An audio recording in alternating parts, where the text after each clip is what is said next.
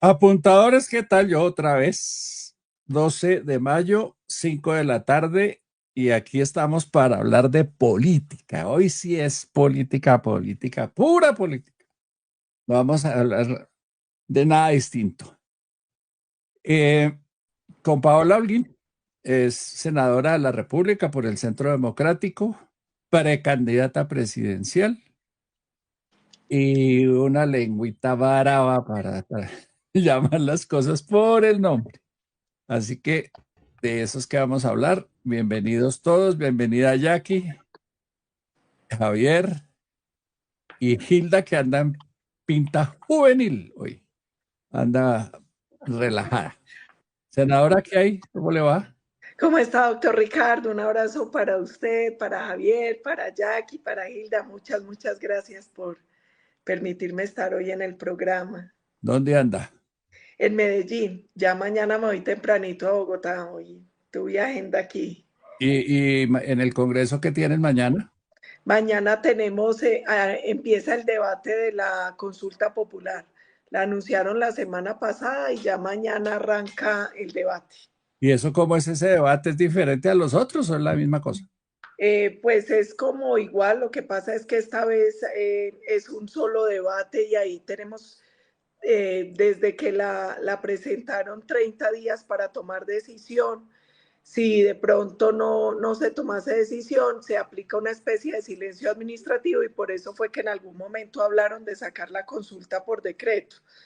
Pero ya mañana vamos a arrancar el debate sobre este tema, a ver qué pasa. Pero ¿cómo se hace un debate de varios días? Y sobre todo, senadora, la mecánica, eso no pasa por comisión, sino va directamente a plenaria. ¿Cómo es el No, tema? ¿No hay 4 debates? No, va directamente a plenaria, es un debate, allí se acepta o no, y ya, si se decide que no, pues simplemente no hay consulta. Si llega a pasar, ahí hay un tema y es que una ley decía que había 4 meses, la nueva dice que son 3 meses, en 3 meses máximo tienen que convocarla. Y un debate de varios días, ¿cómo se hace? O sea, ¿mañana empiezan los discursos o cómo Sí, funciona? se dividen por bancadas, hay unos voceros, hablan primero los voceros, luego podemos intervenir los demás y adicionalmente hoy estábamos preguntando si nos iban a permitir, todavía no sabemos, sesión informal para que algunos invitados puedan intervenir también en este tema. ¿De qué depende eso? De la presidencia, el presidente, la mesa directiva son las que deciden las reglas del debate, los tiempos, si hablan, por ejemplo, los voceros determinado tiempo y luego si hay un tiempo adicional, ¿cómo lo podemos dividir entre los senadores por partido? Quien ordena el debate es la mesa directiva. ¿Y los invitados serían quienes en una sesión informal?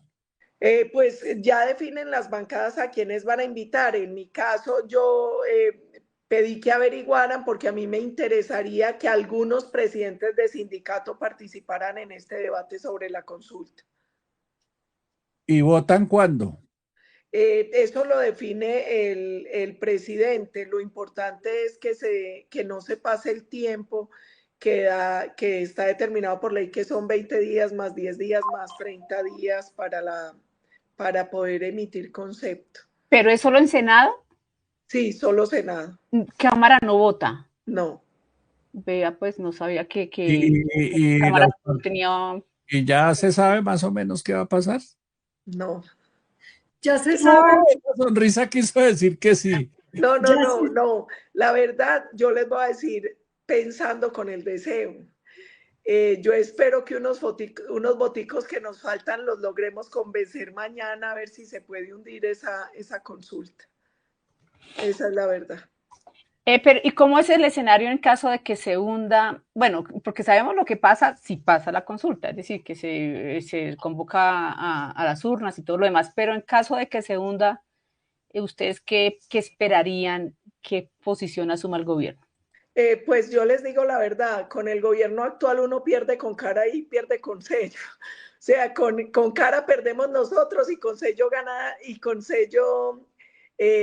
ganan ellos. Como sea, siempre van a ganar ellos, porque si nosotros no hundimos la consulta, que para mí es el estado ideal, seguramente ellos van a salir a incendiar, a atacar, a repetir esas dolorosas palabras de HP esclavistas, etcétera, etcétera.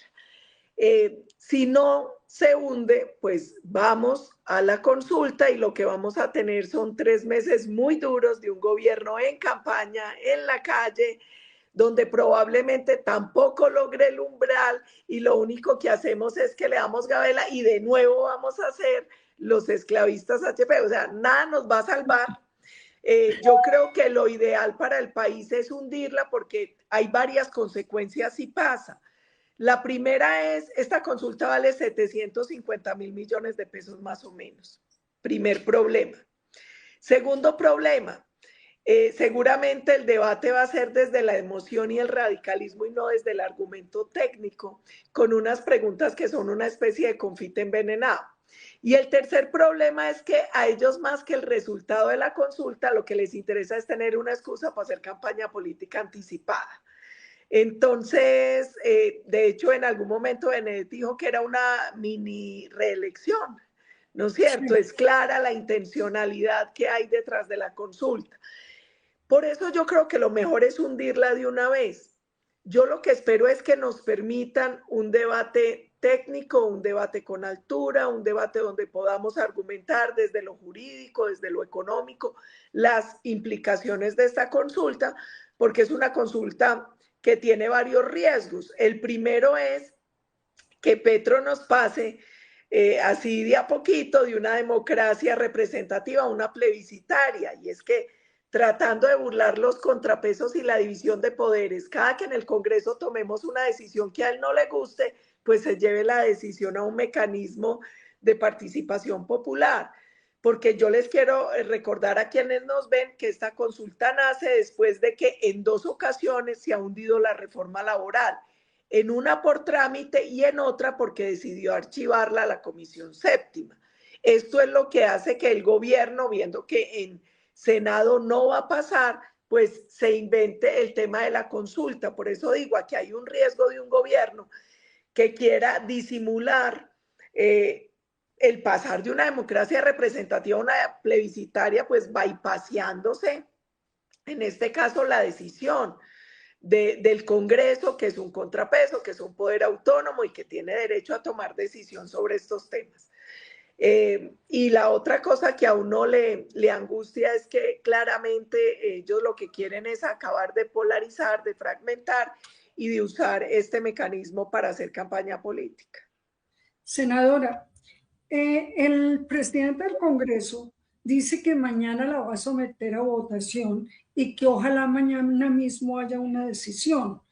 Pero por el lado de la bancada de gobierno, María José Pizarro y los de esa bancada, ellos dicen que no hay garantías porque el presidente del Congreso siempre ha estado como en contra del gobierno y de las iniciativas del gobierno. ¿Usted qué opina?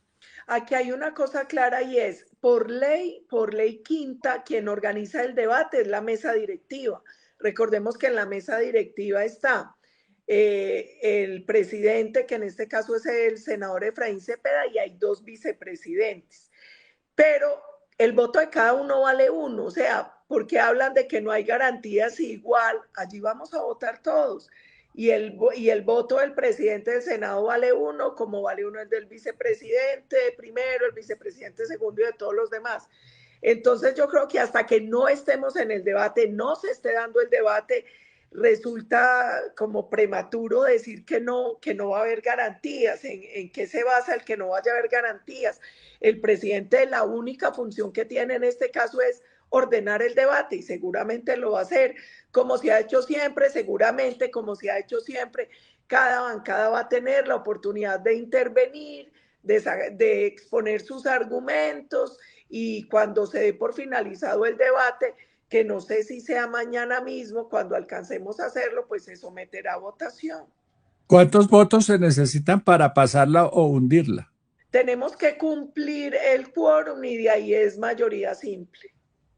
¿El señor Name da silla vacía?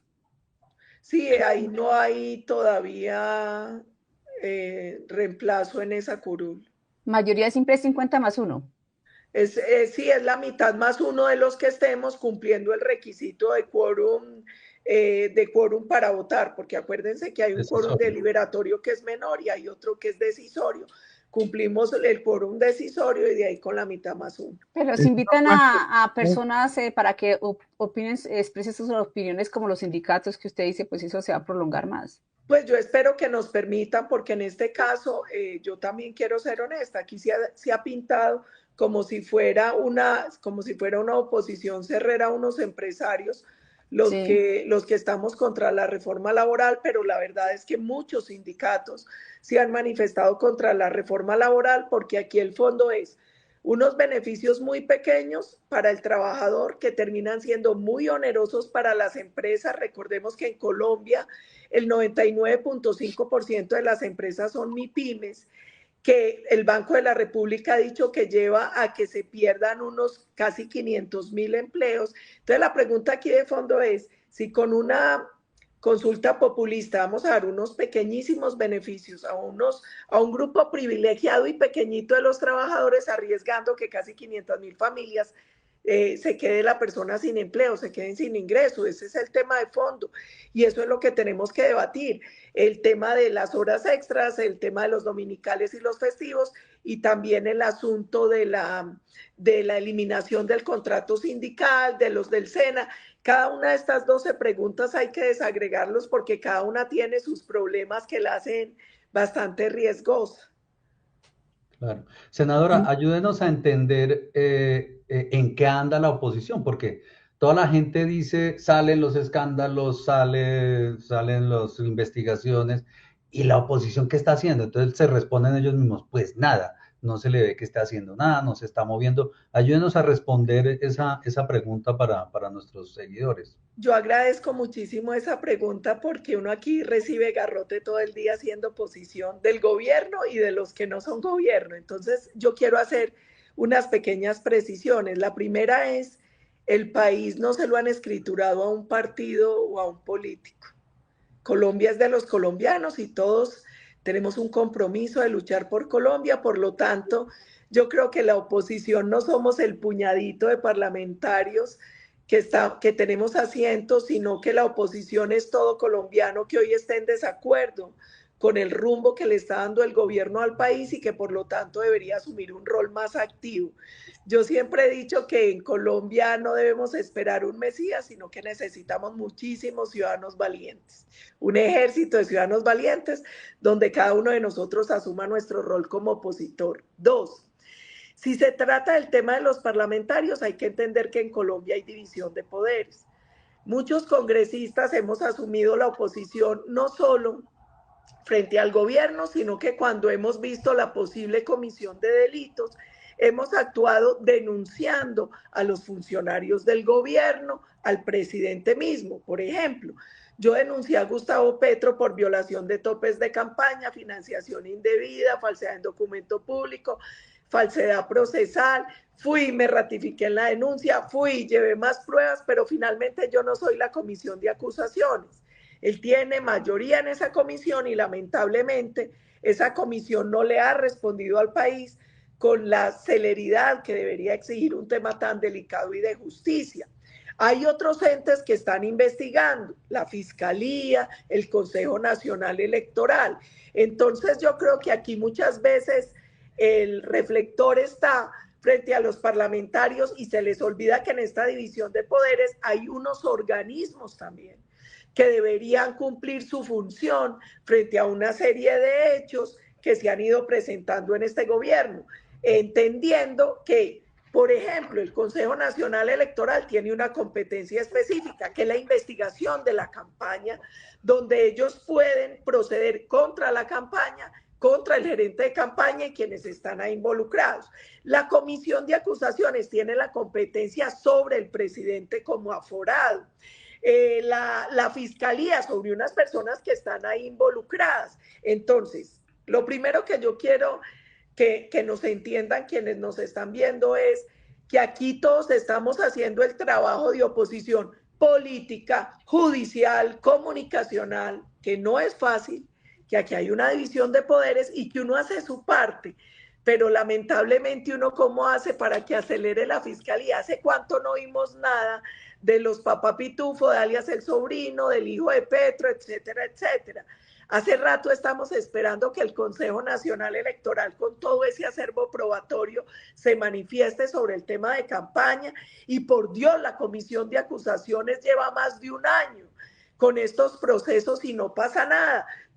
Y lo digo porque yo misma soy denunciante. Yo no solo me ratifiqué en la denuncia, yo llevé más pruebas, yo pedí que se surtieran interrogatorios sobre unas personas que eran fundamentales para el proceso. La propia fiscalía compulsó copias a la comisión de acusaciones, porque cuando llevaba el proceso de Nicolás Petro y eso vio que había una posible responsabilidad sobre el presidente, y como la fiscalía no tiene la competencia para investigar al presidente, compulsó copias a la comisión de acusaciones, pero el papel de la comisión hasta ahora ha sido bastante penoso. De pronto, senadora, tiene que ver con que en la oposición antes de este gobierno se veían muchas citaciones y debates políticos a los ministros y mociones de censura, y eso no es como muy frecuente en este Congreso. ¿Será por eso? Aquí hay una cosa y es, nosotros tenemos muchos debates de control político que hemos solicitado, pero quien define la agenda es la mesa directiva, no nosotros. Uno simplemente radica el debate de control político, pero es la mesa la que define cuándo se hacen esos debates. Y yo tengo que decir con tristeza, mire, a pesar de que los debates en muchos casos han sido lo suficientemente rigurosos y con pruebas, cuando uno ve, por ejemplo, una moción de censura, nunca ganamos, nunca ganamos. Siempre termina ganando el gobierno. Y yo lo digo porque el papel, por ejemplo, deplorable del anterior ministro de Defensa, a él se le hizo una moción, igual ganó, salió antes fortalecido. Entonces, aquí la otra cosa que hay que empezar a evaluar es el criterio a la hora de votar esas mociones, y nosotros lo que necesitamos también es unos ciudadanos que controlen más cómo votan sus parlamentarios, porque nosotros estamos sentados allí en representación de un grupo de colombianos que confiaron en nosotros y que nos dieron un mandato. De acuerdo a lo que nosotros dijimos que íbamos a hacer cuando estábamos en campaña. Nosotros necesitamos a la ciudadanía más activa y más exigente con los parlamentarios. Yo quiero pasarle algo que está escribiendo Silvana Jacome, que nos sigue, y es que dice que la oposición está durmiendo en los laureles y peleando por el puesto, seguramente por ser los primeros en la presidencia, candidatos a la presidencia, seguramente en el caso del Centro Democrático. Y Silvana dice que si no nos unimos todos, o que si ustedes no se unen, y todos nos vamos a fregar. Entonces, bueno, como que ese es como el sentir de todo el mundo, que la oposición en el pasado era, salía a las calles, hacía debates, señalaba lo que estaba mal, y en este gobierno no pasa nada.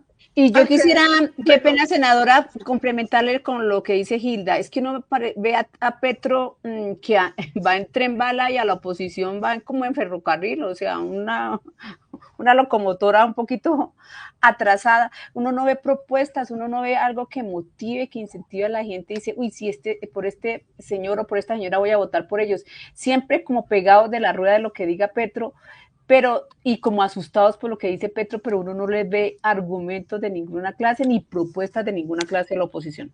Bueno, aquí yo quiero...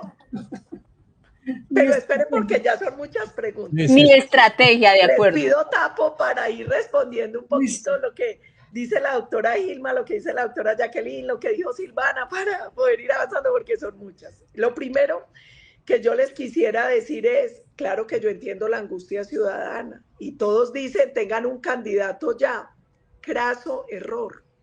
Es que nosotros ya lo vivimos en la campaña pasada. Este es un gobierno que sabe correr la línea ética y sabe quemar candidatos. Lo peor que nos podría pasar es tener un candidato único ya para que lo quemen y terminemos en el peor de los escenarios, con 2 candidatos de Petro para primera y segunda vuelta. Entonces, por levantarse más temprano no amanece más rápido. Yo creo que aquí deberíamos entender una estrategia y es que entre más candidatos haya, más difícil va a ser para el gobierno saber a quién le tienen que pegar. Y lo segundo es una lección que nos dejó la elección en Venezuela, y es que la plataforma es el punto de partida y el candidato es el punto de llegada. ¿Esto qué quiere decir? Que hoy es más importante el debate de las ideas y armar esa plataforma de soluciones de país que el nombre del candidato. Y yo les pongo el ejemplo con María Corina. En Venezuela se logró formar una plataforma creíble de soluciones a los problemas del país y se logró encontrar un centro de gravedad. ¿Eso qué quiere decir? Había una plataforma de qué se iba a hacer en economía, qué se iba a hacer en política social, qué se iba a hacer en política minero-energética, y el centro de gravedad, que era la frase para movilizar la ciudadanía para votar, era: vamos a reunificar a las familias venezolanas.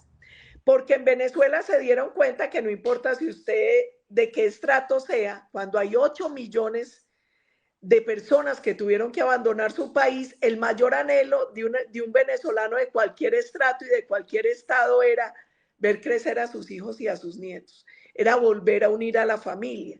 Entonces ese fue como el centro de gravedad para que, a pesar de la presión de los fusiles, de los subsidios, de tantos desengaños, los venezolanos salieran a riesgo de su propia vida a votar y a sacar las actas del puesto de votación.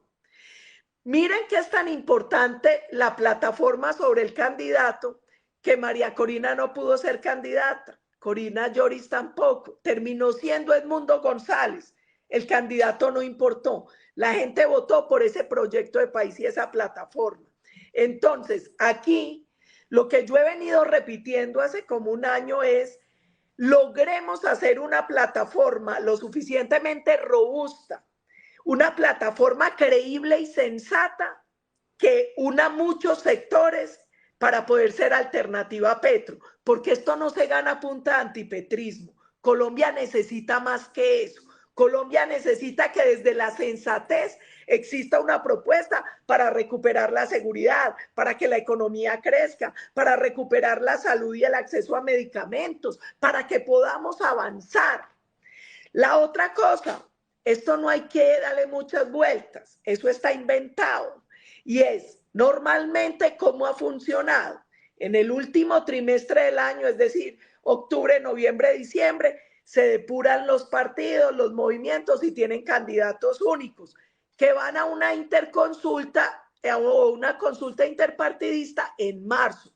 ¿Por qué así? Por una cosa muy simple. Yo puedo decir palabras que son muy groseritas, pero que explican. En mi tierra hay un dicho: pa'l mamón no hay ley. Entonces usted dice: no, hagamos una encuesta, vea, el que la pierde puede decir: ah, no, yo me lanzo por otro lado. ¿Qué es lo bueno de la consulta interpartidista en marzo? Que es vinculante. ¿Eso qué quiere decir? Que todos los partidos y movimientos que se sometan tienen que respetar el resultado. La otra ventaja, ese día naturalmente la gente sale a votar porque se elige Congreso. La otra ventaja, como ese es un día de elecciones, no hay un sobrecosto para el país en un momento de tanta fugia fiscal.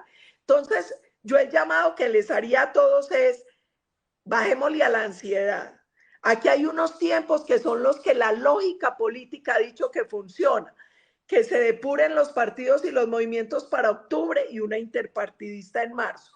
Yo creo que hoy la mayor angustia que deberíamos tener todos los que queremos un proyecto alternativo a Petro es la plataforma y ese centro de gravedad. Otra cosa que nos decían ahora, no, pero es que aquí nadie está haciendo propuestas, aquí nadie está haciendo nada. Eso no es tan así. Y les voy a decir por qué. Primero, el Instituto de Ciencia Política Hernán Echavarría Olózoga hizo un estudio enorme. Recorrieron toda Colombia, hicieron talleres y ya sacó un primer borrador de plataforma para proponerle al país que se llama L3P, que tiene 5 ejes para buscar que el país supere este estatismo exagerado, este desorden, todo este problema. Y ahí hay unas líneas muy claras de qué se debería hacer. Esa es una primera plataforma, ya es pública, yo los invito a que la consulten, que está súper chévere y es del ICP. 2, hay por ejemplo, un grupo donde hay políticos, empresarios de todos los sectores que se llama Principio y Fin, que dirige Diana Sofía Giraldo. Ahí también se están generando ideas de una plataforma, se vienen haciendo debates. Yo estuve el jueves pasado en un evento que se llamaba como Líderes para Tiempos de Crisis, creo, yo tengo muy mala memoria, y allí estábamos el doctor Mauricio Cárdenas, el doctor Cabal de Fenalco, mi general León de las reservas, estaba la doctora Orozco, que fue ministra de Transporte de Duque, bueno, yo tengo una memoria pésima, estaba Carlos Alonso Lucio, estaba yo. Cada uno expuso su visión, sus ideas, no sé qué, para ir recogiendo y armando. Hay otro grupo aparte que está haciendo, hay varios nodos trabajando ideas de plataforma de país. Entonces, esto no es para que nos relajemos, pero esto es para que veamos que sí están pasando cosas. O sea, si hay personas pensando en plataforma, y hay otra cosa súper linda. Nosotros le hemos dicho a los sectores, mire, aquí el que gane tiene que llegar el 7 de agosto a gobernar. Aquí no puede llegar a aprender, a inventar, a ver para dónde cojo, qué voy a hacer, no. Tiene que llegar con el paquete de decretos y de resoluciones con que va a derogar, que va a modificar. Tiene que llegar con el paquete de proyectos de ley para el Congreso, porque aquí no hay tiempo que perder. Entonces, ¿qué le hemos pedido a los sectores? Que hagan una lista de chequeo. A ver, yo soy sector minero. ¿Qué decretos tengo que derogar o modificar ya que lo pueda hacer el presidente para reactivar el sector? ¿Cuál es el plan de choque? ¿Y cuáles son los proyectos de ley que necesito? Lo mismo se le ha ido pidiendo a cada sector. Hay unos muy juiciosos que ya tienen unos borradores. Ojalá todas las personas que nos están viendo animen a todos los sectores, porque con ese plan de choque, el que gane no tiene que llegar a inventar, sino que ya llega casi que con la tarea, digamos como dice uno en el gobierno, llega con el proyecto en fase 3. Eso es un poco lo que estamos tratando de hacer. Obviamente, falta mucho, hay que acelerar los tiempos, hay que caminar más, hay que hacer más pedagogía, no nos podemos tranquilizar, aquí no se puede subestimar a nadie, pero el mensaje que yo les quiero dejar también es, sí están pasando cosas, sí estamos trabajando, sí estamos pensando. Yo pertenezco al Centro Democrático, nosotros llevamos 6 foros y no son 6 foros para hablar paja, son 6 foros, cada uno sobre un tema específico, donde hay un diagnóstico y propuestas. El primero fue en Barranquilla sobre energía, el segundo en Bogotá sobre seguridad, el tercero en Valledupar sobre rentas criminales, el cuarto fue en Bucaramanga sobre empleo, el quinto fue en Neiva sobre agropecuario, tuvimos otro sobre educación y vamos a tener el 24, 23 o 24 de Cali el sábado, otro sobre paz y seguridad. Entonces, mire, y no es para que uno se pare a echar discursos de bobadas, son foros donde uno tiene que dar diagnóstico y propuestas y de ahí, de lo que cada uno de los 5 precandidatos dice, se está llevando una relatoría con las mejores propuestas, con todo ese diagnóstico, para ir haciendo una plataforma de partido. Les cuento esto es porque a uno le da un poquito de frustración, seguramente nos falta mejorar el trabajo comunicacional, pero sí hay mucha gente pensando y lanzando propuestas. Lo que pasa es que también vamos a ser un poquito duritos, y es que a veces pareciera que lo que más gusta para sacar y para difundir es la pequeña política, la peleita, la bobadita. La tomada, Paloma Valencia y la Cabal agarradas de las mechas con Uribe, Miguel Uribe, a ver cuál de todos queda. Eso es la sensación que a uno le da del centro. Y yo quiero, doña Hilda, mandarles este mensaje. Eso no es lo que está pasando, esa es la picaresca política, eso es lo que difunden, pero aquí hay 5 candidatos camellando por temas, haciendo propuestas, caminando el país, y con muchos frentes que a veces uno quisiera hacer más, pero no da abasto. Yo le voy a dar un ejemplo. Entonces, nos vamos para los barrios a explicar las reformas y por qué son inconvenientes. La reforma a la salud, la reforma laboral, la reforma pensional. Fuera de eso, vamos a los foros. Fuera de eso, tenemos que ir al Congreso, a los debates, al control político. Y miren, marchas hemos hecho. Tampoco pueden decir que esta oposición no ha ido a la calle. Nosotros hemos hecho marchas, y más grandecitas que las de Petro, y sin llevar los buses de indígenas y sin obligar a contratistas, y hemos marchado.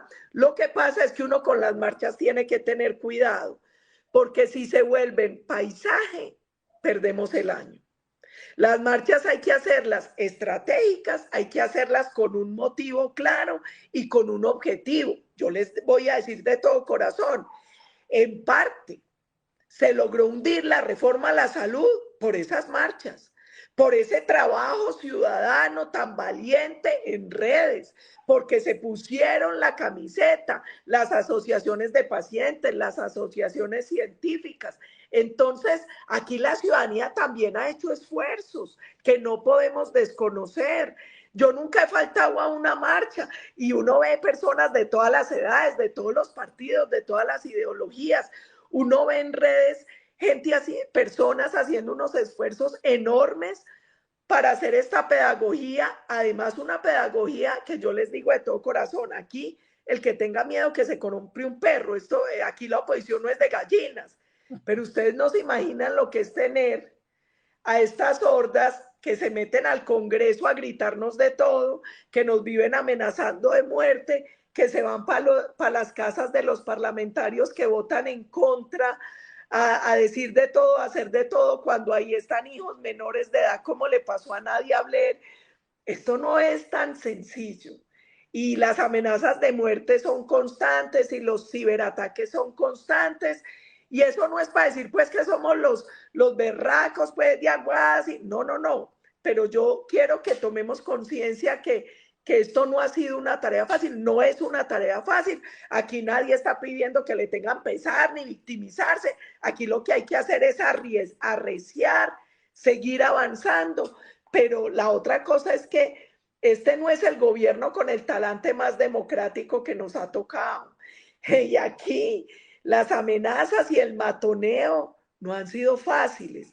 Y yo también les digo de corazón, si la ciudadanía está esperando que nosotros hagamos oposición como la de Bolívar y Petro, eso no va a pasar. Nosotros no vamos a ir a incendiar CAIS con policías adentro. Nosotros no vamos a ir a destruir bienes públicos y privados. Nosotros no vamos a cometer los abusos ni a darnos esas licencias que se dieron ellos cuando fueron oposición, porque nosotros creemos en la valentía y en la firmeza, pero nosotros no vamos a pasar por encima de los derechos de nadie para imponer nuestro pensamiento. Nosotros jamás, ustedes jamás nos verán agredir un soldado o un policía para imponer nuestras posturas. En eso también no es un tema de debilidad, es un tema de talante democrático. Y yo les digo de todo corazón, si hiciéramos exactamente lo mismo que ellos, ¿cuál sería la diferencia?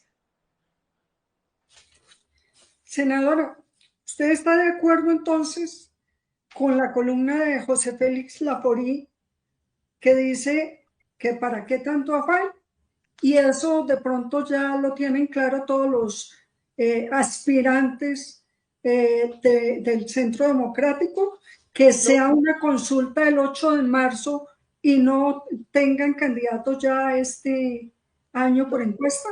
No, nosotros lo que hemos hablado mucho es la posibilidad de que tengamos el candidato en el último trimestre del año, porque nosotros queremos tener abierta la posibilidad de ir a una interpartidista en marzo si se da.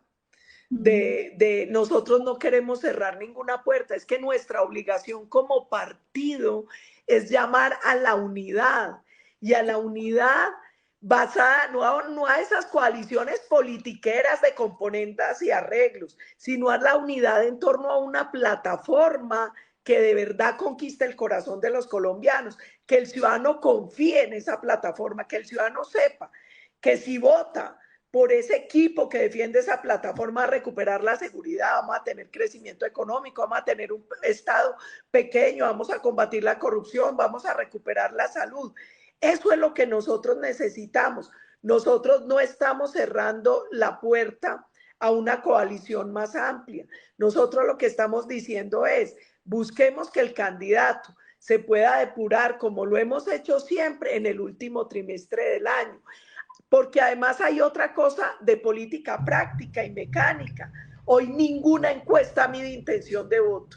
Hoy cualquier encuesta o mecanismo que usted use mide reconocimiento.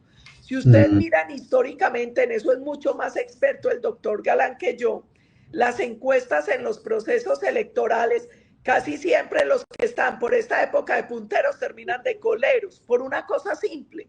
Porque una cosa es, cuando usted le pregunta hoy a un ciudadano por quién votaría, normalmente dicen los que más conocen. Cuando se acerca la época de elección, ahí sí empiezan a decir por quién votaría realmente. Por eso yo he dicho, el afán no sirve de nada porque hoy lo único que se mide es reconocimiento, no intención de voto. Ese es un tema interesante. ¿No cree, doctora, que puede llegar a pasar lo mismo que pasó en el 2022? Es decir, que todos terminen, tantos candidatos, explosión de candidatos, 30, 40, 50, terminen dándose codazos, implosionen algunos partidos y le dejen el camino libre, un poco libre o expedito a la izquierda? Yo espero que no, y yo creo que el ciudadano en Colombia es más inteligente de lo que todo el mundo piensa. Y yo estoy segura que los ciudadanos van a votar por los políticos sensatos, los que tengan claro que este no es un momento para vanidades ni para proyectos personales o partidistas, este es un momento para pensar en Colombia. Y eso requiere, además, miren, nadie ensucia el agua que se va a tomar. A mí nada me ha parecido más tonto que la pelea entre candidatos, porque si usted desgarra al otro, después no tiene autoridad moral ni para ayudar ni para pedir ayuda. Es una tontería. Nadie ensucia el agua que se va a tomar. Es que aquí el enemigo o el contendor no es el que defiende las mismas ideas que yo defiendo. Eso es totalmente tonto. Yo lo que creo es que cada uno con su estilo, con sus prioridades, con sus ideas, debe ayudar a usar y a formar esa plataforma, ese debate de las verdaderas ideas que hoy necesita Colombia, que es más democracia, más libertad, más desarrollo económico, un Estado más chiquito, un Estado que no estorbe y deje camellar, que no tenga tanto trámite, tanta gente, tanto impuesto. Hombre, aquí hay unas ideas muy claras en torno a las cuales podemos unirnos un gran número de colombianos por encima de partidos, incluso por encima de ideologías, desde la sensatez, pero eso requiere madurez política. Y eso es lo que le estamos pidiendo a los políticos, madurez. Y senadora, usted sabe que no hay escrúpulos en este momento por parte del gobierno para superar líneas éticas.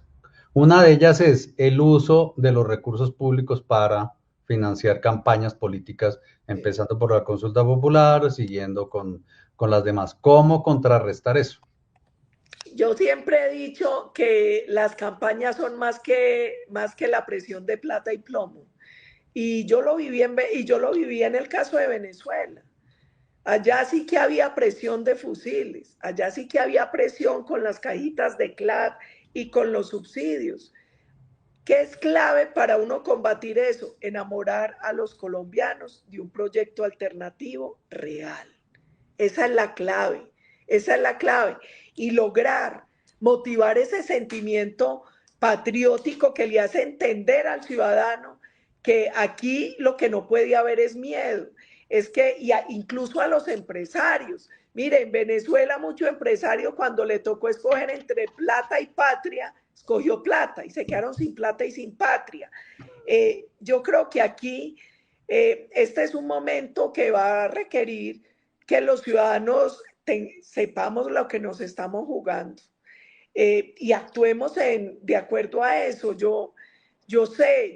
Miren, yo que me he caminado este país, yo les digo de todo corazón, los colombianos son más inteligentes y más valientes de lo que uno cree. A ellos les conviene hacernos creer que este es un país de víctimas. No, este es un país de valientes. Aquí la gente ha superado muchas cosas y vamos a superar esto también. Y si Petro nos va a seguir amenazando que si no pasan las reformas se va a amarrar con una soga a la silla en la Casa de Nariño, pues que se amarre y lo sacamos con soga, con silla y todo. Porque él ganó, pero la Constitución no perdió. Él se va el 7 de agosto del 26. Eso está claro. Eso está claro. Nosotros, ¿qué tenemos que hacer? Firmeza, audacia y capacidad para que esa gran plataforma anime al colombiano a ir a la urna y después a cuidar los boticos para poder cobrar. Paola, hay varios invitados que hemos tenido en este programa que nos han llamado la atención diciéndonos, oiga, no descuiden las elecciones de Congreso. Miren que de pronto van a ser más importantes las elecciones de Congreso que las de presidente, porque de nada le sirve a un presidente llegar sin unas mayorías sólidas en el Congreso. ¿Ustedes son conscientes de eso y están trabajando para eso? Estamos trabajando en eso. El presidente Uribe ha insistido en que llevemos lista cerrada al Senado. Seguramente va a ser así. Va a ver si se cierra algunas listas a Cámara. Y yo creo que en este momento varios partidos estamos pensando que necesitamos tener un Congreso con capacidad deliberativa y con firmeza. No solo porque de nada sirve tener presidente si no hay mayorías en el Congreso, sino porque yo les voy a decir una cosa de todo corazón. Yo no me imagino lo fastidioso que puede ser Petro expresidente. Entonces, nosotros necesitamos una coalición grande, firme y maciza, no solo para ganar, sino para gobernar. Y eso implica también Congreso con mayorías y con capacidad, porque aquí se van a tener que hacer muchas reformas de fondo, que exigen esas mayorías. Entonces, yo siento que los partidos tenemos claro. Además, porque lo vimos en este periodo. Nosotros tuvimos un Congreso muy débil. Esa Cámara estuvo prácticamente entregada todo el tiempo a Petro, estaba entregada prácticamente todo el tiempo. Esos escándalos de corrupción, esos escándalos de cómo han sobornado a los presidentes del Senado, de la Cámara, cómo se han votado las reformas, eso no se puede volver a repetir. Nosotros necesitamos un Congreso que vote disuadido por argumentos, no por los puestos y por la contratación. Entonces, ese punto que toca el doctor Ricardo es fundamental para todos los partidos que estamos buscando una propuesta alternativa al gobierno Petro, y es, aquí no es más importante uno que el otro. Nosotros necesitamos un Congreso robusto y ganar la presidencia. Pero los partidos sí son eso, partidos. Hoy están partidos. Hoy lo más triste es que eso también dificulta el control político. Y es, usted dice, ¿cómo está votando X partido Y? El liberal, el conservador, Cambio Radical, la U. No puede decir cómo. Le toca parlamentario por parlamentario. Porque lamentablemente, y a pesar de que hay una ley de bancadas, eso no se está cumpliendo. Entonces se ponen a dejar en temas tan de fondo como estas reformas a los congresistas en libertad Y qué dificultad para el ciudadano hacer control político cuando la tiene que hacer sobre casi 300 congresistas, porque la tiene que hacer uno a uno, porque no hay disciplina de partido, porque los partidos no están asumiendo como bloque la responsabilidad sobre la votación en muchas de estas reformas. Afortunadamente yo estoy en el Centro Democrático y ahí hay más disciplina. Nosotros sí votamos filaditos, pero esa no es la norma, eso no está sucediendo con todos los partidos y eso tiene una consecuencia. Uno, debilita a los partidos, le quita confianza al ciudadano en los partidos, porque aquí el ciudadano vota por X o Y partido. ¿Cómo le parece uno con conservadores petristas? El petroconservadurismo, hágame el favor. Cuando ahí hay un dilema de fondo, filosófico, dialógico, hay una cosa que uno no se explica, y eso pasa con muchos partidos. Entonces, ese es un punto también central. Si queremos una democracia fuerte, necesitamos partidos fuertes. Si queremos partidos fuertes, necesitamos partidos con disciplina, con cuerpo de doctrina, con principios claros, que el ciudadano sepa que si vota por está votando por estas ideas, por estas formas. Si vota por ya, está votando. Pero hombre, esas empresas de avales, donde uno ve que en el mismo partido unos votan sí, unos votan no, uno se sale, eso es muy complejo, incluso para que el ciudadano pueda hacer el debido control sobre sus congresistas y sobre los partidos. Senadora, le voy a hacer 2 preguntas muy concretas y espero que me las responda muy concretamente. Una, lo que nos está diciendo usted es que va a haber un candidato en el último trimestre del Centro Democrático y que va a ir en una consulta con candidatos de otros partidos el 8 de marzo, que son las elecciones al Congreso. La pregunta concreta es, ¿ustedes estarían dispuestos a ir con todos los sectores, no solamente de derecha, sino del centro, digamos, para que haya un candidato fuerte de todos los sectores contra el candidato o los candidatos de la izquierda? Esa es la primera pregunta. Y la segunda, ¿puede ser factible que el expresidente Uribe sea quien encabece la lista al Senado? Bueno, varias cosas. La primera, nosotros tenemos abierta la posibilidad a una consulta amplia basada en una plataforma, no en una negociación politiquera, en una plataforma. Nosotros, ¿cómo nos vamos a unir con alguien que no defienda la propiedad privada y la libertad de empresa, por ejemplo? Nosotros, ¿cómo nos vamos a unir con alguien que no esté comprometido con la democracia, con la división de poderes? Entonces, toda la disposición a un bloque basado en una plataforma. Cuando usted me dice con los de centro, ahí hay que ver cuál es la plataforma y quién es ese de centro, porque a veces, por ejemplo, dicen, Claudia es de centro. No, hombre, no, yo no sé. Yo me estoy refiriendo más, por ejemplo, a Fajardo, por eso hemos dicho plataforma, y de hecho este partido ha estado muy abierto. El presidente Uribe se reunió con el doctor Fajardo. Miren, yo aquí le quiero recordar algo a los que nos ven. Es que el egoísmo nunca ha sido de parte del Centro Democrático. En la última elección, un año entero, a nosotros nos dieron caramelo que íbamos en la plataforma. Y antecitos de la inscripción de candidatos nos avisaron que nos dejaban por fuera con Oscar Iván. Esa decisión no fue del partido, fue del bloque en su momento. Este partido siempre ha sido muy generoso y siempre ha actuado bajo la premisa de los intereses superiores de Colombia. Yo quiero dejar eso muy claro, y quiero dejar muy claro que nosotros estamos abiertos a una unidad en torno a unas ideas, no a unas componendas politiqueras. Eso tiene que quedar claro.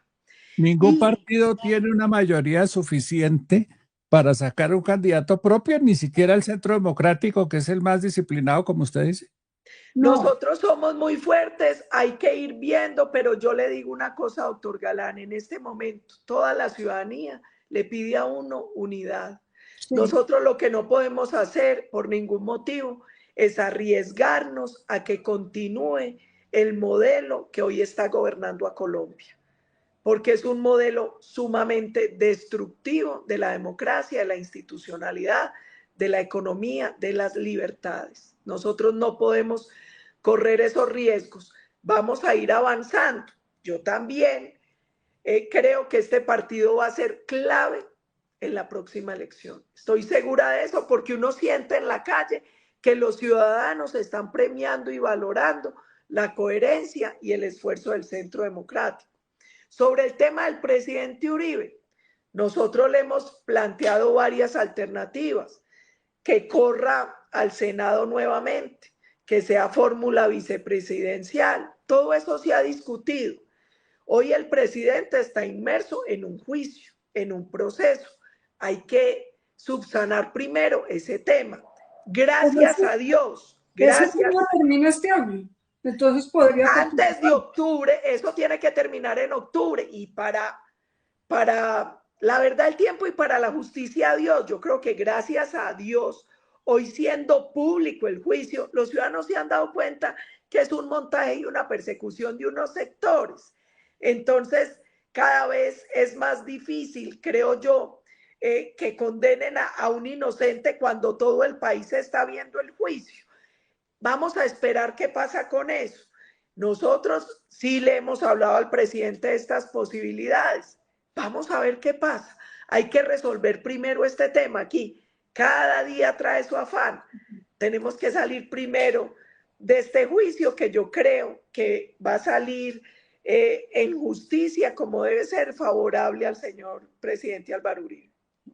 ¿Cómo ve la posición, senadora, en la estrategia del presidente Petro, de su famoso sancocho nacional, que está tratando de coger votos de aquí, no solamente de la izquierda, sino del centro, en fin, que le acaba de dar una patada a Bolívar y que está ahora abrazándose con Roy Barreras y no sabemos con quién es más? ¿Cómo ve esa estrategia y si le alcanzará para el 2026? Yo creo que afortunadamente esta estrategia es la misma con la que él ganó.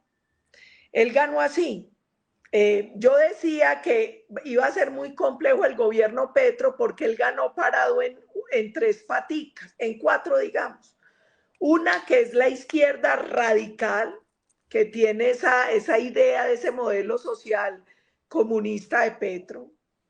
Otra patica que eran las estructuras criminales. No se nos puede olvidar que el bandido Iván Mordisco dijo que ellos habían apoyado a Petro, que la gente del ELN ya reconoció que había ayudado a Petro, y el propio hermano de Petro dijo: es que nosotros conseguimos 1 millón de votos en las cárceles con los bandidos. Una tercera patica, la clase política más corrupta. Ahí estaban los Roy, los Benedetti diciendo: corramos la línea ética, quememos candidatos, falseando los discursos para apoyar a Petro. Todo el país lo vio. Y hay una cuarta línea de una ciudadanía que votó con anhelo de cambio y que fue estafada por Petro, que es muy grande esa franja. Entonces, ¿qué creo yo? Que su falsa paz total es simplemente una estrategia política para darle caramelo a las estructuras criminales, para pagar el favor que le hicieron en la campaña pasada y para tratar de tenerlos ahí para este nuevo proceso electoral. Que él va a seguir con su cuento en una franja de izquierda radical que no se le va a mover. Que él va a tratar de mantener la negociación y ese proceso con la clase política más corrupta. Nosotros tenemos que ir a conquistar ¿a quién? A esa franja grandota de personas, muchas que ni siquiera son de izquierda, que votaron por hastío, por lo que fuera, con la idea de cambio, que son, digámosles cariñosamente, los petroentusados, porque esos que hoy se vieron estafados por el gobierno Petro, yo estoy segura que nos pueden ayudar a recuperar a Colombia. Tenemos que ir por ellos, porque ellos son víctimas del engaño de Petro y su gobierno, y nosotros necesitamos que ellos nos ayuden a recuperar a Colombia. Yo a eso no le veo tanto complique. Y vamos a tener que aguantar una estrategia muy parecida a la que emplearon para ganar. Ellos no tienen escrúpulos. Ellos no tienen escrúpulos, lo han demostrado para ganar y para gobernar, porque además yo siempre he dicho y me sostengo en esto, usted cómo hace campaña, gobierna. Si usted hace campaña mintiendo, sobornando, corriendo la línea ética, quemando candidatos, gobierna así, y así ha gobernado Petro. Ahí están los escándalos de corrupción. Para mí este es sin duda el gobierno más corrupto en la historia de Colombia, el gobierno más inescrupuloso, el menos eficiente. ¿Qué ha resuelto Petro? Cuando era candidato tenía soluciones para todo y hoy no ha podido resolver nada y ya le quedan 15 meses. Senadora, una pregunta de coyuntura. ¿Qué puede pensar la gente que está detrás de el viaje a China, la firma del acuerdo de la ruta de la seda y el asilo que le concedió al expresidente de Panamá? Varias cosas. Yo sobre el tema de China. Lo primero, yo llevo 3 periodos en el Congreso. A lo largo de estos 3 periodos, yo he sido parte de la Comisión Asesora de Relaciones Exteriores, donde tienen asiento los expresidentes, unos delegados y varios congresistas. Preocupaciones, primera, Laura Sarabia nos citó a una reunión para informarnos algunos detalles sobre el memorando, sobre la ruta de la Franja Económica de la Seda y sobre la ruta marítima con China, sobre ese memorando de entendimiento. ¡Oh, sorpresa! Petro en público la regaña y la lleva a suspender la reunión. ¿Por qué Petro no quiere que nos informen? Cuando el cuerpo consultivo natural para este tipo de cosas es la comisión asesora. Además, a mí me llamó la atención porque por ley, Laura Sarabia no solo puede convocar reuniones informativas, sino que las tiene que convocar mínimo cada 2 meses. En eso la ley es clara. La otra preocupación, los países que han firmado este tipo de acuerdos con China han enfrentado muchas dificultades. ¿Por qué? Porque esto en realidad es una política expansionista del Partido Comunista Chino. Y uno ve el caso de Ecuador. Allá se pusieron a hacer una hidroeléctrica, los dejaron endeudados hasta el tuétano, creo que la cifra fueron 24.000 millones de dólares. En Perú, con el pueblo, en el puerto de Chancay, ellos terminaron con todo el control del puerto por 30 años. Meloni ha tratado de reversar el acuerdo porque le venía haciendo daño a Italia, Giorgia Meloni, ya gracias a Dios lo patrasó, lo tiró para atrás, perdón.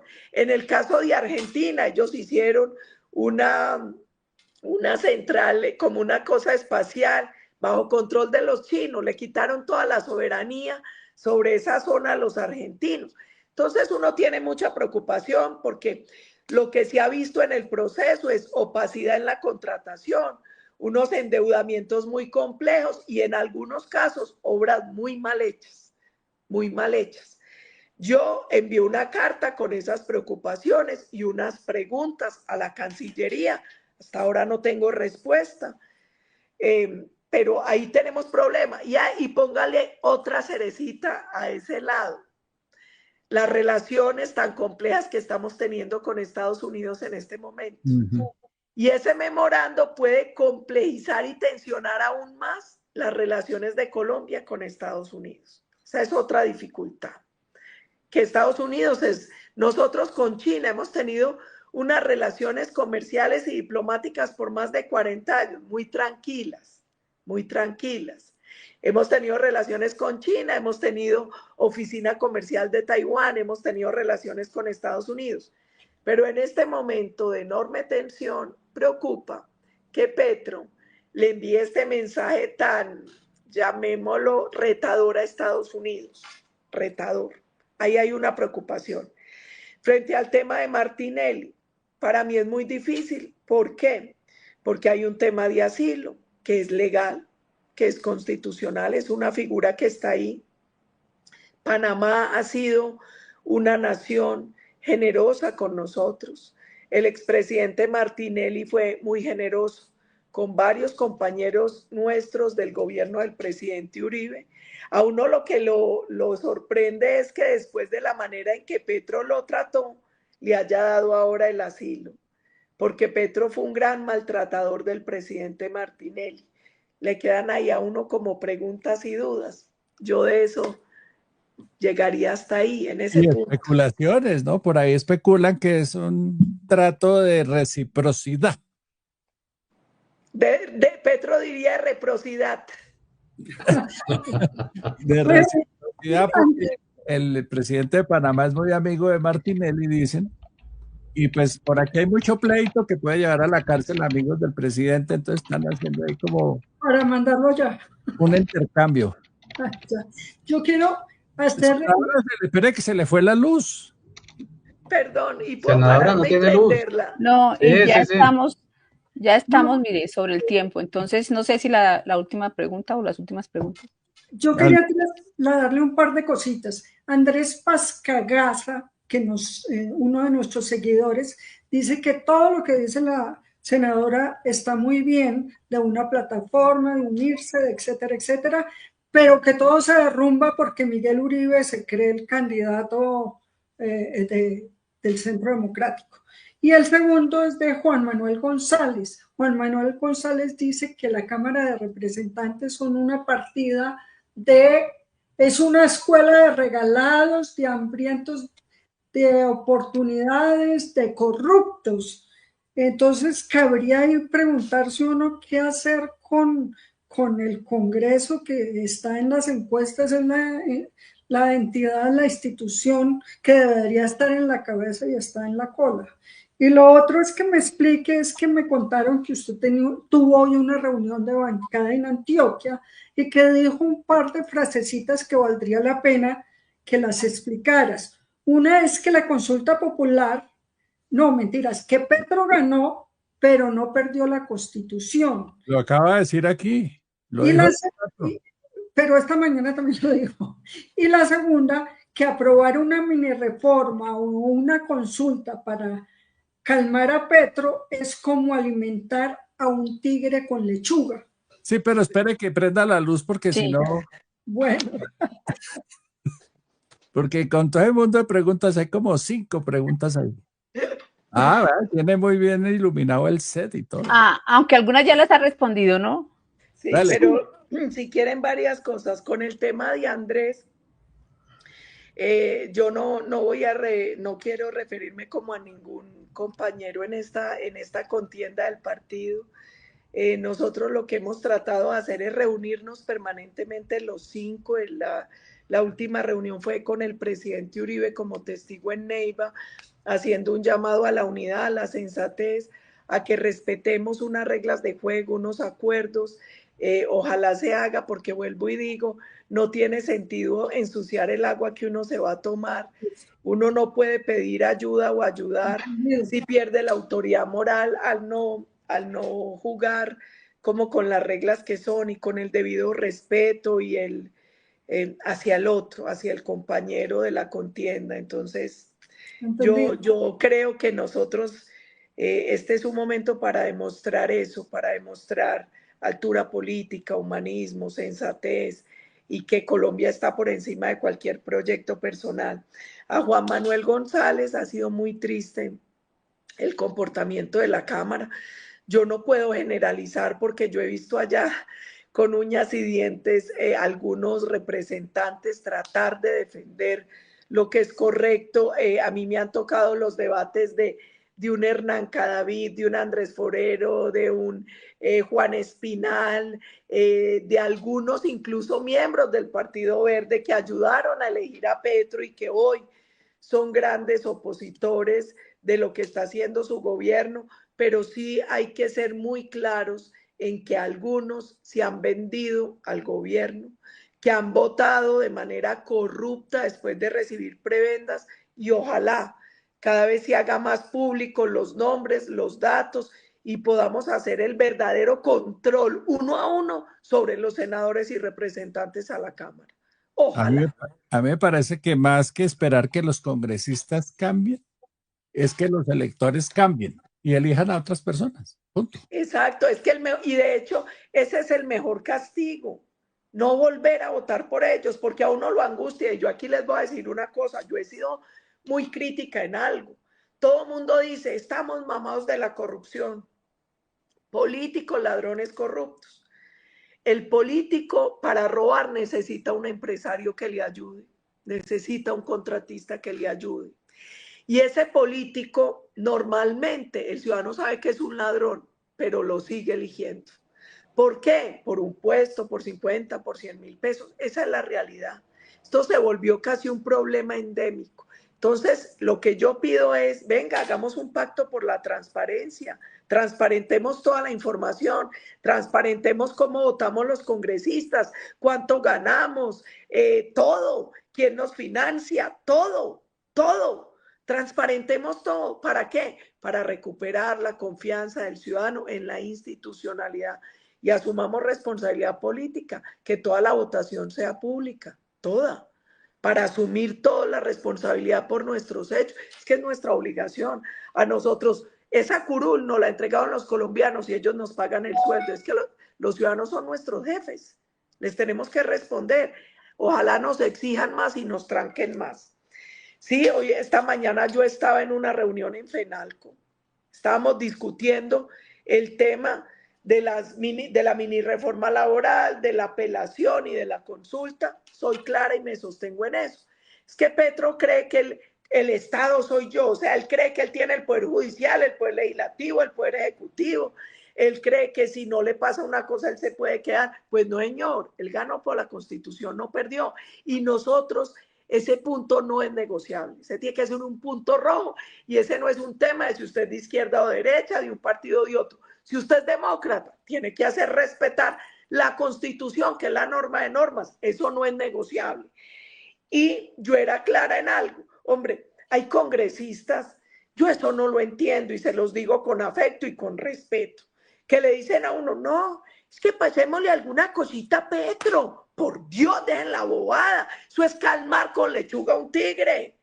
Petro va por todo o nada. Es que el Congreso ha aprobado más de 70 leyes, por Dios, en estos 3 años. Es que a él se le han aprobado cosas, pero él va es por todo. Y uno no puede cobardonamente, no, entonces hagámosle un dañito al país, a ver si con eso contentamos a Petro. A mí eso me parece irresponsable, inmoral y cobarde, porque lo que está mal, y no se le puede aprobar que haga un poquito de daño, a ver si así lo calmamos. Yo no soy de esa postura, y por eso he sido clara. Mire, cuando él salió a decir, y no se van a reelegir, y los vamos a tumbar, y voy a decir cómo votaron, le dije, hombre, por mí no se angustie. Yo le digo, me llamo Paola Holguín, soy del Centro Democrático y le voy a votar no a la consulta, no a la mini reforma, no a la apelación, para que no se desespere mucho buscándome, porque yo asumo responsabilidad por mis votos, por mis opiniones, y yo en esto quiero ser clara. Lo peor que puede pasar hoy es que el Congreso deje de cumplir su obligación como contrapeso y empiece a mostrar debilidad y cobardía. Nosotros, si algo que propone el gobierno está bien, aprobémoselo. Se ha hecho, se le han aprobado cosas, pero si está mal, está mal. Y el voto tiene que ser no. Además, vuelvo y repito, a él no lo van a calmar con cositas. Petro ha mostrado un talante antidemocrático y ha mostrado que siempre su apuesta es todo o nada. Por eso es un gobierno sordo, por eso es un gobierno con el cual ha sido imposible concertar sobre ninguna reforma, porque no aceptan nada. Además, tienen ceguera ideológica. Yo les he dicho, dato mata relato. Venga, sentémonos con datos, cifras, pruebas científicas a tomar decisiones. No les gusta. Ellos lo que quieren es estatizar todos los sectores. Y ojo, se le hundió la reforma a la salud. ¿Qué hizo inmediatamente? Empezó a no pagar, a asfixiar, a intervenir. Hoy no hay reforma a la salud aprobada, pero hoy él controla casi el 70% de los pacientes, porque intervino las EPS. Es decir, el desastre que hay hoy en el sistema de salud y en medicamentos es culpa y responsabilidad de Gustavo Petro y su gobierno. No nos llamemos a engaños. Lo mismo está haciendo con el sector eléctrico. Entonces, no le pasamos la integración vertical. No ha logrado pasar el tema de control tarifario.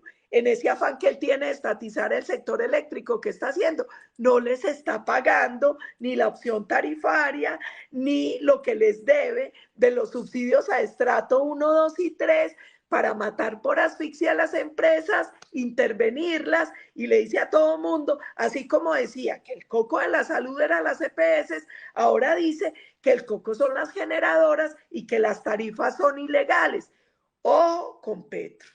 Él es muy hábil en el relato, muy mentiroso, y su afán es todo o nada. Y van por la estatización de todos los sectores y uno no calma con lechuga al tigre. Ese cuento de aprobémosle bobaditas para que se calme. Ay, hombre, eso es creer en la preñez de los pajaritos y los pajaritos ponen huevitos. Senadora, me quedo con su frase de que no le demos lechuga al tigre. Pero es verdad. Muchas gracias. Te lo juro que es verdad. Gracias, senadora. Muy agradable hablar con usted, senadora. Muchas gracias. Yo no la conocía y me gustó mucho conocerla. No, muchas gracias. O sea, yo sí sabía quién era Paola Holguín, pero no... No he interactuado con ella. Pero sí. le digo una cosa muy buena, doctora Hilda, que a mí no me conoce nadie. Y por eso también aprovecho para agradecerles mucho a Periodistas Sin Filtro por esta oportunidad. Porque aquí si uno no está en un escándalo de corrupción o en una cosa horrible, uno no sale en ningún medio de ninguna parte. Y yo creo que hay que dar la oportunidad a las distintas voces de otro tipo de debates. Venga, hablemos sobre la reforma, sobre la política seria, ¿no? Porque de verdad que es difícil. A veces uno se siente como si tuviera una campana neumática donde nadie lo ve, nadie lo escucha, y por eso estar con ustedes ha sido además de un enorme privilegio. Les agradezco mucho de verdad la generosidad, de verdad, de todo corazón. A usted, senadora, por este tiempo. Muchas gracias, mucha suerte. Creo que se consiguió un botico, pero callado. Sí, no, pero sí me habían dicho que era maravillosa, sí me habían dicho. Chao, senadora, que esté bien. Chao. ¿Cómo les quedó el ojo? Buenísima la frase, ¿o no? Sí. No hay que darle lechón a un tigre. ¿Y qué? Lechuga para calmar al tigre. No Oiga, hay que esta noticia. un tigre con lechuga. A un tigre con lechuga. Es que estaba Vicky pidiendo, Vicky, no, estoy loco yo. Estaba Jacqueline pidiendo datos de lo que está pasando en el gremio. Miren esta noticia que publica o me la manda Alejandro Mafla. Dice, la cadena básica de RCN desaparece a partir del 2 de junio. ¿Cómo? Ya no habrá una emisora con esa marca. RCN solamente será una marca de la empresa. Habrá ciudades donde solo habrá una emisora y será en FM. La FM, ok. La nueva básica será la FM, que tendrá contenidos y programas hablados todo el día, es decir, no tendrá música.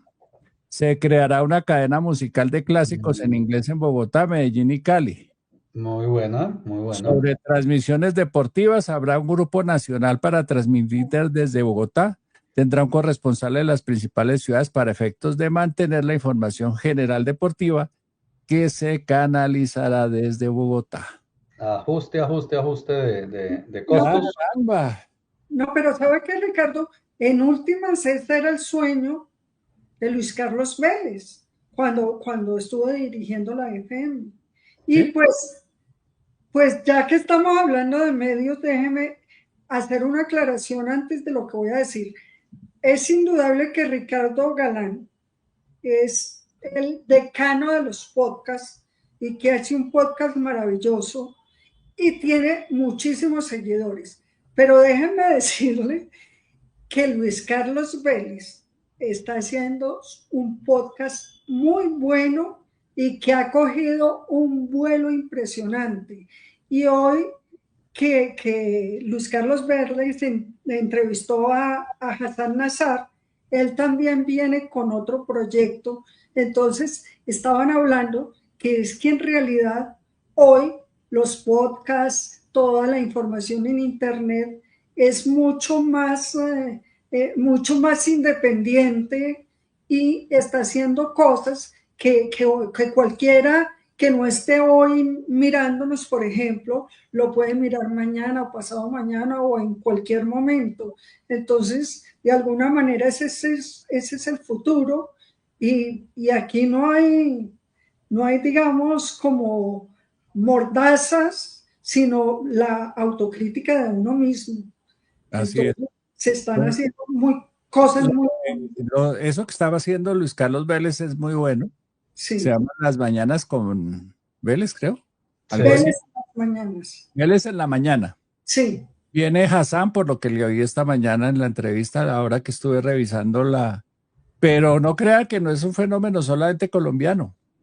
Acabo de descubrir un programa de un periodista argentino que es absolutamente espectacular. Y es lo mismo, es exactamente igual a lo que estamos haciendo aquí desde hace ya un tiempito. Entonces es chévere que uno haya tenido el olfato para subirse al bus y ahí van llegando los colegas. Y en la medida en que más lleguen, más va creciendo la audiencia y más van cambiando los hábitos de información de la gente. Claro, una noticia que se acaba de producir, Trump le va a poner impuesto del 5% a las remesas que se envían desde Estados Unidos. ¿Cómo así? A los colombianos si que yo estoy en Estados Unidos, los colombianos, mexicanos, y le mando a mi familia, mandan, ¿tengo que pagar 5%? Creo que el impuesto se paga allá, obviamente. El que lo quiera mandar como remesa tiene que pagar el impuesto del 5% porque tú no lo vas a pagar aquí cuando lo recibes, lo paga ya el que lo envía. Claro, al momento del giro. Al momento. Claro, si yo estoy en Estados Unidos a quedar sin y esa le plata. giro a mi familia en Colombia, tengo que pagar 5%. 5%. Pues... Entonces se van a reducir mucho las remesas a estos países y ya que Colombia es la principal fuente, prácticamente la principal fuente de ingresos de este país, de divisas, pues se van a ver bastante perjudicados. Así es. ¿Por encima del petróleo? Buena noticia. ¿Señora? ¿Por encima del petróleo? Sí, el año pasado fue el principal ingreso de dólares a Colombia fueron las remesas de los colombianos que viven en el exterior. Sí, señora. Por encima del petróleo, aunque tú no lo creas. Sí. Oye, definitivamente el presidente se adhirió a la ruta de la seda, ¿no? Dijo pero eso no es tan fácil. Escuchen el podcast que hice esta mañana y les explico. No es un camino largo. Claro, pero ahorita el medio decía que es que nosotros somos independientes, libres y autónomos. Déjenlo que diga todo eso. Además es cierto, somos un país soberano, somos un país independiente y chévere la intención de buscarse 1.400 millones de clientes nuevos para el cafecito y todo eso. Pero ese es un camino largo y tortuoso, más largo que la aprobación del TLC con los Estados Unidos. Claro, pero imagínese lo que, mientras los otros países, como decía la senadora Holguín, están reversando, nosotros estamos haciendo todo lo contrario, ¿no? Exactamente, sí. Pero es que eso siempre ha sido aquí siempre llegamos tarde. Hay una frase por ahí, yo no me acuerdo de quién, que decía que todo nos llega tarde, hasta la muerte. Sí, este proyecto China no lo lanzó hace un año, hace dos. China viene con esto desde hace muchísimo tiempo. Sí, claro, pero es que, por ejemplo, Panamá está tratando de echar reversa y muchos países están, incluso la negociación de hoy, de Estados Unidos con... Tranquila que a Petro lo único que le queda para hacer ahí es entregar la carta de intención de hoy. Sí, de ahí no es un proceso de negociación que requiere que participe parebolas, el Congreso, el sector privado, las Cortes. ¿Usted cree que Petro va a integrar una comisión donde esté el sector privado, las Cortes y el Congreso para discutir con el gobierno chino un tratado de libre comercio? No tiene tiempo. Primero no tiene tiempo y segundo no tiene interés porque él maneja las relaciones. No, era la foto. Incluso los chinos que están construyendo el metro no crean, no están muy preocupados acerca de los giros que el gobierno tiene que hacerle al proyecto, porque al fin de cuentas ellos se quedan con esa deuda y en cualquier momento se la cobran al gobierno, ¿no? Y el cobro va a venir por déjeme instalar un puerto en La Guajira. ¿Usted qué necesita? Déjeme una concesión a 30 años, usted me paga ese crédito, lo que me debe a 30 años, pero me deja construir un puerto, un ferrocarril exclusivo, tierras de manera exclusiva. Los chinos tienen la manera como cobrar esa deuda y ellos en este momento no están preocupados por esos Pues, giros, ¿no? si estuviera preocupado por eso, el metro no iría en el 56% de avance, Exactamente. trabajando 7 días a la semana, 24 horas al día. Eso va a toda velocidad. Claro, pero los que sí están muy preocupados son los gremios, son los empresarios que exportan a Estados Unidos, porque para ellos sí puede ser complicado. Claro, y con toda razón. Ellos Así es. y los empresarios que compiten con productos chinos, los confeccionistas, por ejemplo. Sí, déjeme devolverme al tema de la senadora Paola Holguín, porque a mí sí me gustó que ella explicara que sí se están haciendo cosas, que ellos nunca van a hacer una oposición al estilo de la que se hizo con las famosas marchas cuando incendiaron el país, y esa posibilidad de que ellos abran sus fronteras para unirse con otros candidatos, eso es muy bueno. Eso es muy bueno porque ellos definitivamente solos, el Centro Democrático solo no gana. Lástima. Y es muy riesgoso, pero es muy riesgoso que llegue un candidato débil a segunda vuelta, porque es que el presidente sí está ganando. En Colombia esas alianzas están pegadas con babas. Pero yo creo, aquí en el chat, si uno mira todas las intervenciones, todo el mundo dice que, y lo que dijo la senadora, todo el mundo está pidiendo unidad. Y a mí no me parecería malo que de pronto saliera un candidato, no sé, estilo Mauricio Cárdenas, que no es del Centro Democrático, pero que uno no puede negar que es un... A mí me llamó más la atención el tema de la plataforma y de que estén trabajando en eso. Así es. Me apunté el nombre de Carlos Chacón. Carlos Chacón es el director del Instituto de Ciencia Política. Ciencia Política, y si él tiene el documento deberíamos invitarlo. Sí. Para que nos cuente cuáles son las claves de la plataforma y a ver si uno cree que alrededor de eso se puedan sumar los intereses de la gente. Exactamente. Pues yo lo que entendí era que no tanto lo están haciendo para el Centro Democrático, sino que lo están haciendo para el país. Por eso, esa es la gracia, que Sí. mirar a ver qué hay, qué es lo que dicen, qué es lo que quieren, qué proponen, cuáles son los temas. Y va uno preguntándole al uno y al otro y ahí va viendo si eso tiene alguna...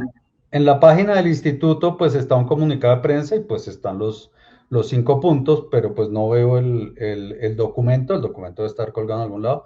Publicaron, es data del 23 de abril, entonces sí, eso es reciente. Hay muy que traerlo. Totalmente. Sí. Y que nos cuente y conversar con él sobre eso. Listo, muchachos. Muchas gracias. Un abrazo a todos. Buenas noches a todos. ¿Dentro de una semana es festivo o es normalito? No, es normalito. Normal. No es normal. Y vamos a tener una invitada bien interesante. No digamos nada. No. Dejémoslo para dentro de 8 días. Chao, chao. Chao. Un abrazo. Chao. Juiciosos. Apuntadores, gracias por estar ahí. No se les olvide dar me gusta, no se les olvide compartir este episodio, comentar este episodio, suscribirse y activar la campanita para que cada que estemos al aire y vienen más cosas, les avise que estamos en algún proceso informativo. Muchas gracias a todos por estar ahí. Nos vemos mañana. Que tengan buen día. Chao, chao.